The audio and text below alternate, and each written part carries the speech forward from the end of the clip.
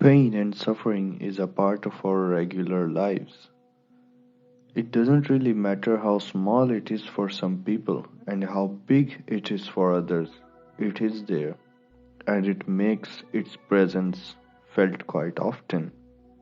It depends on us on how we take it and use it for our own betterment.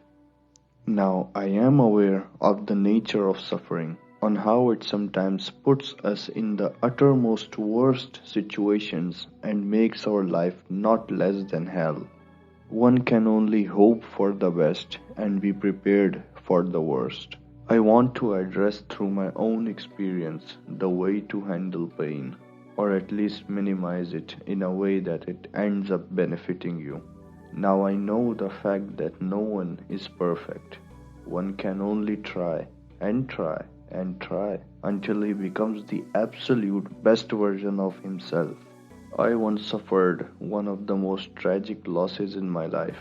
It wasn't objectively that major, but for me it was too much to handle, as it happened quite unexpectedly and out of the blue moon. It really pushed me in a dark place for a while, until I read the Meditations of Marcus Aurelius. I would get into these deep thoughts about life, failure, and pain. Life isn't evil, I read, nor is the God, nor is anything else. Nothing really is evil. It is simply a test from nature, from God, for you.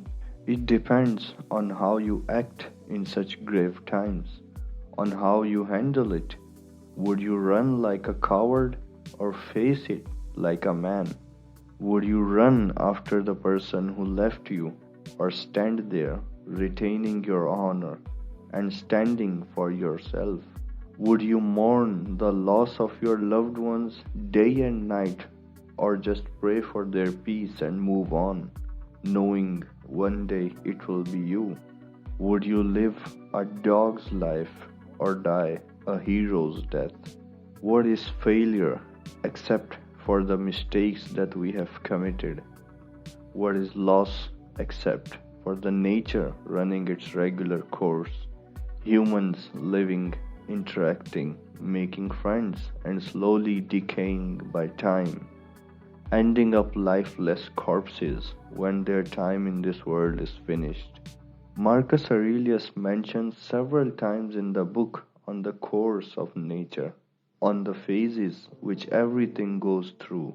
Dying too is a part of living, as it is one of the stages you have to go through. Tribulations, failure, success, and everything else that comes with it are stages of our life, and the only thing that matters is how we act when we are faced with them. What matters is how we handle them. One of the major characteristics of Stoicism which helped me is determinism. As a man of faith, it helped me get through suffering easily, knowing that everything happens for a reason. God, who has commanded it for me to suffer, isn't evil, nor is his command evil, nor is it incompatible with me. For to have it incompatible with my nature, it has to not be from God, as God cannot commit any mistakes, nor would he do something that isn't good. There is a difference between evil and hardship. Hardship is from God, while evil is from man. And if someone through malice and evil intentions hurts me, it is hardship on my behalf and evil on his. He has to account for his evil deeds, and I have to account for how I handled the situation I was given. I started looking for the positive outcomes of my failures. I can positively say that all the failures and losses that I went through in my life, I don't regret any of it. I regret nothing. From each experience, I gained knowledge. I learned how it is. I learned the nature of things. If I could summarize it all in a word, it would be contentment. There are 5 stages of grief: denial, anger, bargaining, depression, and acceptance. Beyond the last stage of grief is where contentment lies. The faster you reach the last stage of grief, the quicker it is for you to be content about your loss. You bought an expensive item or a property. It took all your savings to get it. Imagine you lose what you have spent all your savings in. Imagine having to lose all that. The depression creeps in, the anxiety of even imagining that happening to you, of having to go through the loss of such a high scale. The faster you accept your loss, the quicker you would be content with it. For me, it's more of a test to see how I perform at the times of loss, and a reminder to myself on how much attached I have gotten to materialistic things. Now, I am sure someone would like to tell me that I might be privileged enough not to care about materialistic things, while someone who's less privileged would find it pretty hard to cope with, even if he has patience and forbearance. My argument, however, still holds true as something mentally achievable, the examples of which I can provide multiple, especially Marcus Aurelius, and if achieved, it can provide you with numerous benefits. This, though, is what I mean by contentment: being satisfied with whatever you have lost, and whatever is to come. Just seeing it all change with the passage of time in front of you. Material gain, material loss, having loved ones, loved ones, losing what you love, losing what you hate. You're just content of it all, sitting there, watching it unfold while knowing how it is and how it should be, and every act which happens is according to the nature and a plan from God. You're just content of it all, just sitting there, just watching it unfold while knowing how it is and how it should be, and every act which happens is according to nature and a plan from God.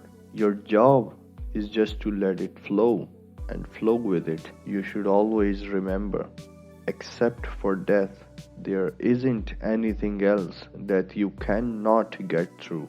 Or as Friedrich Nietzsche puts it, what doesn't kill me makes me stronger. As long as your reasoning faculty and yourself is intact, working correctly, you are okay. Something that differentiates you from animals is your ability to reason, to formulate thoughts, and to decide what's good.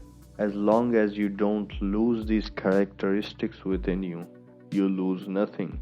And remember, no amount of material or social loss can take these characteristics out of you. Just wait, persevere, and let it flow. You'll be alright. It reminds me of a story. A king once asked his sharp-witted advisor a question. Tell me something which would please me when I am in distress and would sadden me when I am happy. The advisor gave a beautiful response. This too shall pass. I try to always have this story in my mind whenever I am anxious about something. Whether you are happy or distressed, remember, this too shall pass. Time has stopped for no one, nor shall it stop at any point. The wheel of time shall continue forward, taking all your distress or your delight with it. So tell me, has time stopped for anyone so that it would stop for you? So this is it for this video. I'll see you in the next one. Do like and share my video and subscribe to my channel and comment your thoughts on the matter. Thanks.